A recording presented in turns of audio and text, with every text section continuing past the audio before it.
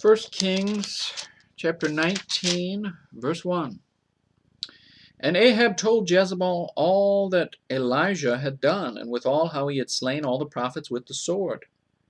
Then Jezebel sent a messenger unto Elijah, saying, So let the gods do to me, and more also, if I make not thy life as the life of one of them by tomorrow about this time. And when he saw that, he arose and went for his life, and came to Beersheba, which belongeth to Judah, and left his servant there.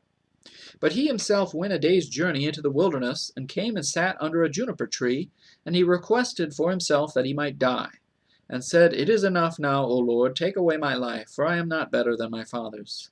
And as he lay and slept under a juniper tree, behold, then an angel touched him, and said unto him, Arise and eat. And he looked, and behold, there was a cake baken on the coals, and a cruse of water at his head. And he did eat and drink, and laid him down again. And the angel of the Lord came again the second time, and touched him, and said, Arise and eat, because the journey is too great for thee. And he arose, and did eat and drink, and went in the strength of that meat 40 days and 40 nights unto Horeb, the mount of God. And he came thither unto a cave, and lodged there. And behold, the word of the Lord came to him, and he said unto him, What doest thou here, Elijah?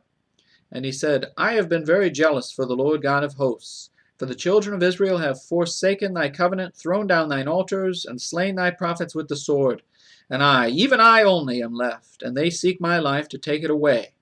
And he said, Go forth and stand upon the mount before the Lord. And behold, the Lord passed by, and a great and strong wind rent the mountains, and brake in pieces the rocks before the Lord. But the Lord was not in the wind, and after the wind an earthquake, but the Lord was not in the earthquake.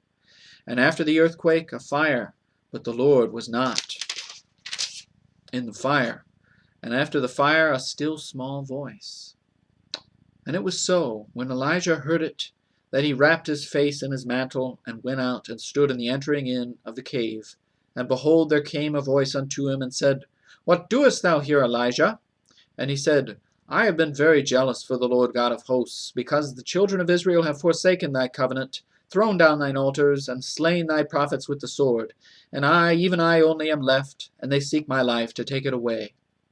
And the Lord said unto him, Go, return on thy way to the wilderness of Damascus, and when thou comest, anoint Hazael to be king over Syria. And Jehu, the son of Nimshi, shalt thou anoint to be king over Israel.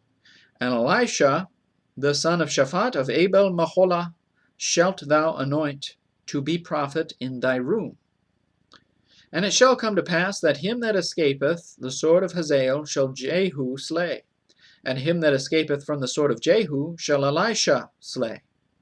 Yet I have left me 7,000 in Israel, all the knees which have not bowed unto Baal, and every mouth which hath not kissed him. So he departed thence, and found Elisha, the son of Shaphat, who was plowing with 12 yoke of oxen before him, and he with the 12th. And Elijah passed by him, and cast his mantle upon him. And he left the oxen, and ran after Elijah, and said, Let me, I pray thee, kiss my father and my mother, and then I will follow thee. And he said unto him, Go back again, for what have I done to thee? And he returned back from him, and took a yoke of oxen, and slew them, and boiled their flesh with the instruments of the oxen, and gave unto the people, and they did eat. Then he arose, and went after Elijah, and ministered unto him.